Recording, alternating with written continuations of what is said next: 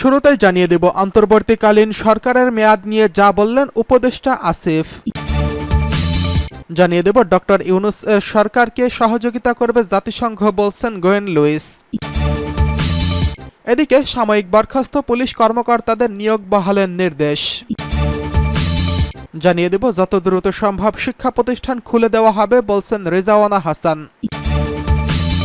সর্বশেষ জানিয়ে দেব বাংলাদেশে বড় ধরনের পরিবর্তন হয়েছে বলছেন আমির খসরু। অন্তর্বর্তীকালীন সরকারের মেয়াদ নিয়ে যা জানালেন উপদেষ্টা আসিফ। শেখ হাসিনা সরকারের পতনের পর ডক্টর মোহাম্মদ ইউনূসের নেতৃত্বে গঠিত হয়েছে অন্তর্বর্তীকালীন সরকার।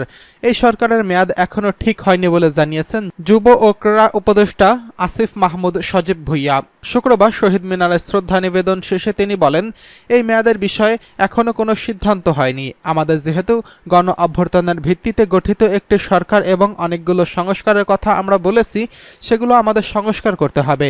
নবীন এই উপদেষ্টা বলেন, যত দ্রুত সময়ের মধ্যে সম্ভব রাষ্ট্রীয় প্রতিষ্ঠানগুলোকে একটি সুন্দর সুশৃঙ্খল ব্যবস্থার মধ্যে নিয়ে আসতে হবে। এরপরই সুস্থ ও নিরপেক্ষ নির্বাচনের মাধ্যমে গণতান্ত্রিক সরকারের কাছে ক্ষমতা হস্তান্তর করে সরকারের মেয়াদ শেষ করব। সরকারি চাকরিতে কোটা সংস্কারের দাবিতে নাহিদ ইসলাম এবং আসিফ মাহমুদ সজীব ভুইয়াদের নেতৃত্বে আন্দোলন শুরু হয়।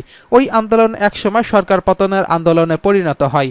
গত 5ই আগস্ট আন্দোলনের মুখে আওয়ামী লীগের টানা চতুর্থ মেয়াদের সরকারের পতন হয়।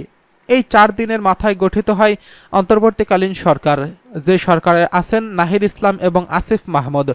বৃহস্পতিবার প্রধান উপদেষ্টা ডক্টর ইউনূস সহ 14 উপদেষ্টা শপথ গ্রহণ করেন। আসিফ মাহমুদ বলেন, প্রাথমিকভাবে দেশের আইন শৃঙ্খলা ফিরিয়ে আনা এবং আন্দোলনের দাবিগুলো বাস্তবায়ন করা অন্তর্বর্তীকালীন সরকারের মূল উদ্দেশ্য থাকবে। এক্ষেত্রে প্রায়োরিটির ভিত্তিতে গত আন্দোলনে যারা হত্যার সঙ্গে জড়িত তাদের বিচার এবং শাস্তি নিশ্চিত করাই আমাদের প্রথম দায়িত্ব থাকবে এবং পাশাপাশি আমাদের আহত অনেককেই হাসপাতালের বেডে কাতরাচ্ছেন তাদের সেবা নিশ্চিত করব। শহীদদের মর্যাদা রাষ্ট্রীয়ভাবে দেওয়ার জন্য আমরা পদক্ষেপ গ্রহণ করব। তিনি আরও বলেন, আমরা যেসব দাবি নিয়ে এই আন্দোলন করেছিলাম সেগুলো পূর্ণাঙ্গভাবে বাস্তবায়ন করতে সক্ষম হব আশা করি। বিশ্ববিদ্যালয়গুলোর হল বাণিজ্য এবং হল দখলের বিষয়ে করা প্রশ্নের জবাবে আসিফ বলেন, আমরা দীর্ঘ 5-6 বছর ক্যাম্পাস সেগুলো নিয়ে কাজ করছি। আমাদের নিজেদের সুস্পষ্ট দাবি আছে। এখন যেহেতু আমরা সরকারে, সেগুলো সর্বোচ্চ দ্রুত সময়ের মধ্যে বাস্তবায়নের জন্য পদক্ষেপ নেব। এর আগে এদিন সকালে সাভারে জাতীয় স্মৃতিসৌধে শ্রদ্ধা জানান এবং প্রধান উপদেষ্টা ডক্টর মোহাম্মদ ইউনূস ও অন্তর্বর্তীকালীন সরকারের 13 উপদেষ্টা। এরপর কেন্দ্রীয় শহীদ মিনারে শ্রদ্ধা জানান তারা। এদিকে ডক্টর ইউনূসের সরকারকে সহযোগিতা করবে জাতিসংঘ বলছেন গোয়েন লুইস। শেখ হাসিনার পতনের 4 দিনের মাথায় বাংলাদেশে গঠিত হলো অন্তর্বর্তীকালীন সরকার। ডক্টর মোহাম্মদ ইউনূসের নেতৃত্বাধীন এই সরকারকে জাতিসংঘ সব ধরনের সহযোগিতা করবে বলে জানিয়েছে সংস্থাটির আবাসিক প্রতিনিধি গোয়েন্দা লুইস। শুক্রবার সকালে বিএনপির একটি প্রতিনিধি দলের সঙ্গে চেয়ারপারসনের গুলশান কার্যালয়ে বৈঠক শেষে তিনি এই আশ্বাসের কথা জানান। সেখানে আধা ঘন্টার বৈঠক শেষে গণমাধ্যমে কথা বলেন গোয়েন লুইস। এ সময় তিনি জানান, ডক্টর মোহাম্মদ ইউনূসের নেতৃত্বাধীন বাংলাদেশের অন্তর্বর্তীকালীন সরকারকে সব ধরনের সহযোগিতা করবে জাতিসংঘ। একই সঙ্গে দেশের উন্নয়ন ও অর্থনৈতিক বিষয়ে কিভাবে সহযোগিতা করা যায় সেসব বিষয়ে দলমতের মানুষের সঙ্গে কথা বলবেন তারা। এ সময় বিএনপির প্রতিনিধি হিসেবে ছিলেন মহাসচিব মির্জা ফখরুল ইসলাম আলমগীর। স্থায়ী কমিটির সদস্য ছিলেন খন্দকার আমির খসরু মাহমুদ চৌধুরী ও শ্যামা ওবায়েদ। বৈঠক শেষে বিএনপির স্থায়ী কমিটির সদস্য আমির খসরু মাহমুদ চৌধুরী সাংবাদিকদের বলেন, নিরপেক্ষ নির্বাচন হবেই বাংলাদেশ এবং বাংলাদেশের বাইরে, এই নিয়ে কোনো সন্দেহ নেই। কবে নাগাদ নিরপেক্ষ নির্বাচন হবে জানতে চাইলে সাংবাদিকদের কিছুই বলেননি বিএনপির নেতা। এদিকে সাময়িক বরখাস্ত পুলিশ কর্মকর্তাদের নিয়োগের বহালের নির্দেশ।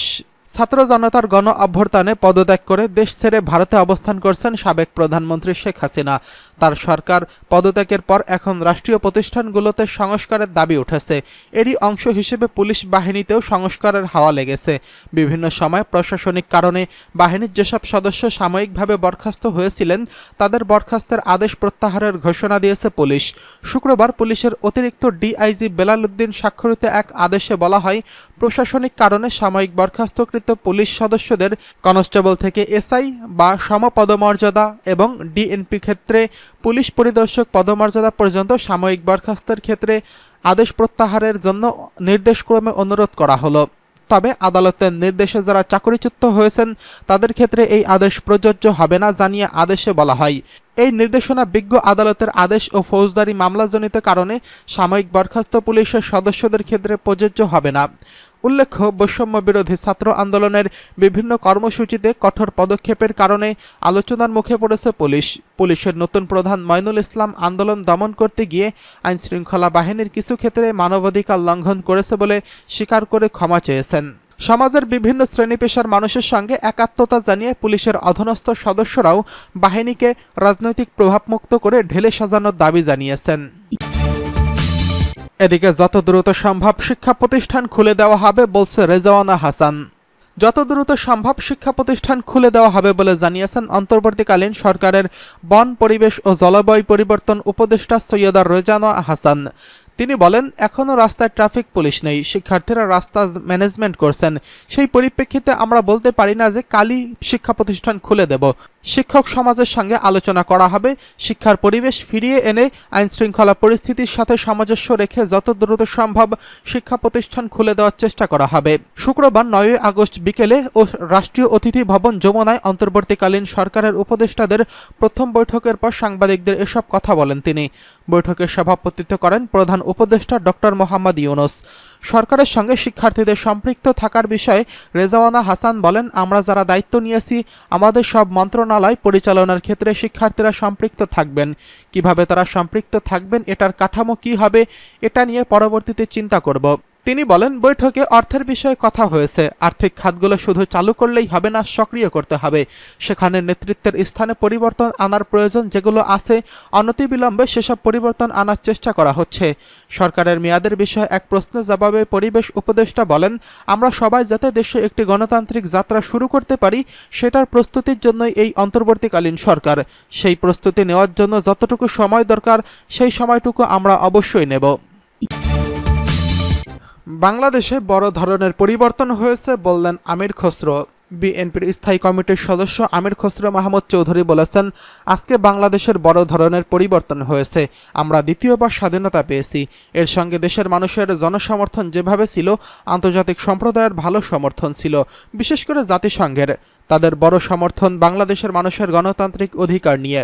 শুক্রবার 9 আগস্ট বেলা 11টার দিকে রাজধানীর গুলশানে বিএনপি চেয়ারপারসনের রাজনৈতিক কার্যালয়ে জাতিসংঘের প্রতিনিধিদের সঙ্গে দলের বৈঠক শেষে এসব কথা বলেন তিনি। বাংলাদেশে যারা উন্নয়নের অংশীদার ছিলেন, আগামীদের বাংলাদেশে কি হবে এটা নিয়ে একটা দ্বিধাদ্বন্দ্ব ছিল বলে উল্লেখ করেন সাবেক এই বাণিজ্যমন্ত্রী। তিনি বলেন, আজকে এই শঙ্কা কেটে গেছে। এখন আগামীদের বাংলাদেশ আমরা সবাই মিলে কিভাবে গঠন করব সেখানে জাতিসংঘ আমাদের প্রধান অংশীদার। তাদের সমর্থন প্রয়োজন আছে, তারা সেই সমর্থন দিতে রাজি আছে, তারা সবাইকে নিয়ে কাজ করতে রাজি। সবাই মিলে নতুন বাংলাদেশ গড়ে তুলব। এ সময় সাংবাদিকদের প্রশ্নের জবাবে জাতিসংঘের আবাসিক সমন্বয়কারী গোয়েন লুইস বলেন, আমি আজকে সকালে এখানে এসেছি, বৈঠক করেছি বিএনপির সঙ্গে। আপনারা জানেন, গতকাল রাতে ডক্টর ইউনূসের নেতৃত্বে অন্তর্বর্তীকালীন সরকার গঠন হয়েছে। এতে জাতিসংঘের ভূমিকা রয়েছে, আমরা এই সরকারকে সমর্থন করছি।